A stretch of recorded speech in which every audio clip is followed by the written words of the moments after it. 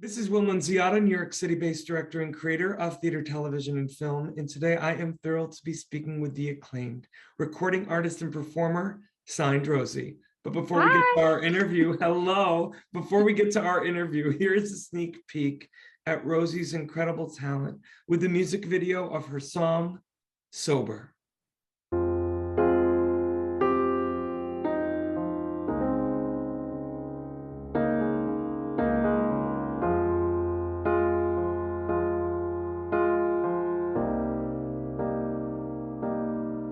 How do I start this? How do I say it? These complicated words, how do I lay it on the table? The one that you're not at any longer. But how tall you fucking sat with your ego, that thing's as big as a city, and your voice, you used to walk all over me. I hardly knew who you were at the end. And I don't wanna walk on this carpet or sleep on this bed where you used to hold me and kiss my forehead. I am boundless when it comes to this, a restless energy that sits on my lips. And you are so goddamn amusing when you're sober, and you're not using. I wish that I could have you back over, but only if you love me and only if you're sober.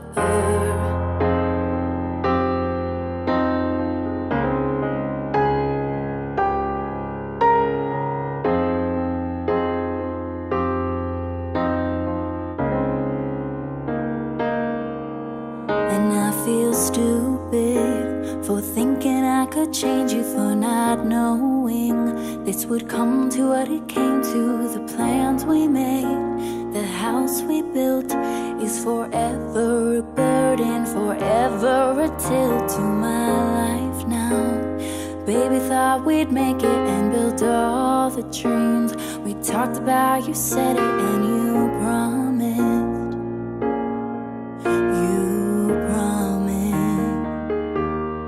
And I see this table, the one that you're not at any longer.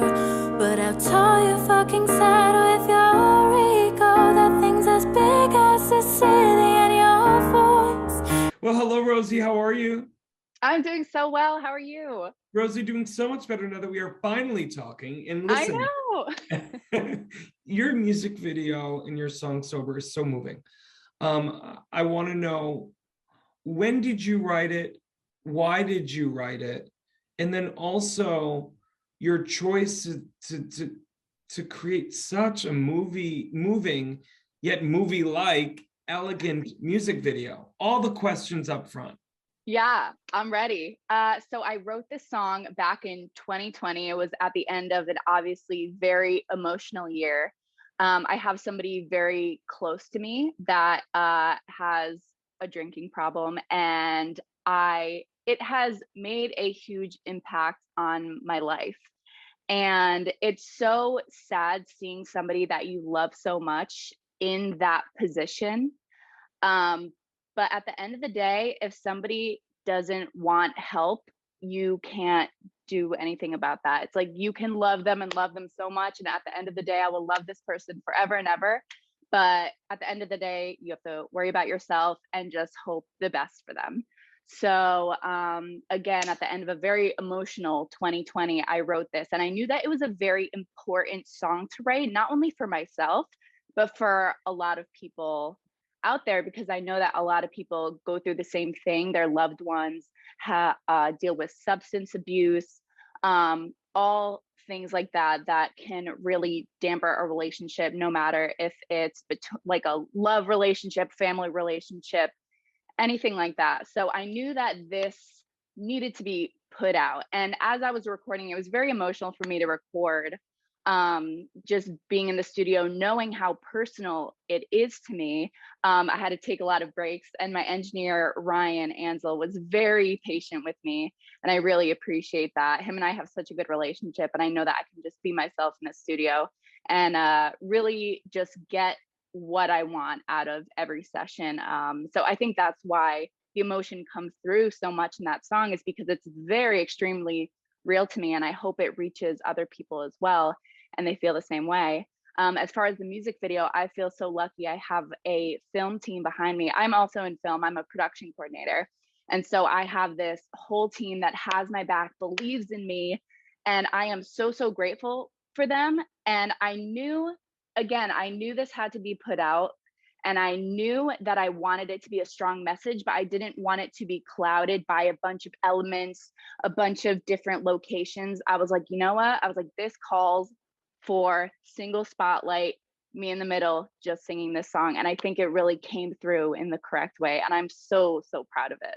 I think you should be. I mean, look at, as a director myself, what I love so much is that the epic nature of the message that was so universal, especially for people, what we're going through now, dealing with ourselves, friends, family, who may be using this time, unfortunately, maybe leaning into some past addictions that have resurfaced, and sometimes letting go of that, wanting to just shake people and fix them. It's a very isolating position to be in. And for me as a director watching this video, I was like, the less is more take with the optic and the cinema landscape of it was so correct, because again, that dichotomy between this epic message and yet this intimate moment felt like it was personal for you. I just thought it was so beautifully done, and I can't wait for the next one to come out. Do you have any other music videos in the works? I do. They are in super pre-production right now. I have this whole plan for my 2022, and each month I'm going to plan and record and film with my team. So I actually am planning for an EP that's going to drop near my birthday in July. When's your birthday? July 17th. I love it. Wait, so can you give us a little sneak peek about what it's going to be about, like the EP? Absolutely. Yes, absolutely. This is exclusive content, right? Here we go, baby. So nobody knows about this, just me and my team. So the EP is called Emma. That's my government name. Actually, signed Rosie is my stage name. And this EP is all about my family, where I came from, everybody that I love back home in Connecticut. So I am super, super close with my family. It's so hard for me sometimes to be out here in LA, especially in the tough times where I'm like, I want to give up. I have close friends here, but it's not the same, of course, as my family, who I'm extremely close with. So I just miss them all the time. And I'm like, you know what? Everything that I'm doing is for them and always will be. That is my why, So I wanted to dedicate this to them because I have so much to say about being out here, missing them, how much I love them, how I want to be able to support them one day. They have given everything to me, especially my parents. And I just want to give back to them. Like, I want to be on the level where I can buy a house for my parents one day. I want to move them out to LA. I want to buy them a house in the hills. That is the goal. I love this about you. And going through your socials, they obviously recorded a lot of your childhood, correct? Yes, they did. I'm already thinking of some content for some future music videos. Through line. Yep. You're like, Will, I'm a production coordinator. I'm on it. Thank you. I'm on it. Where in Connecticut did you grow up? I grew up in Milford, Connecticut, which is in southern Connecticut. Yeah, cool. My mom and dad just moved from Westchester to Fairfield.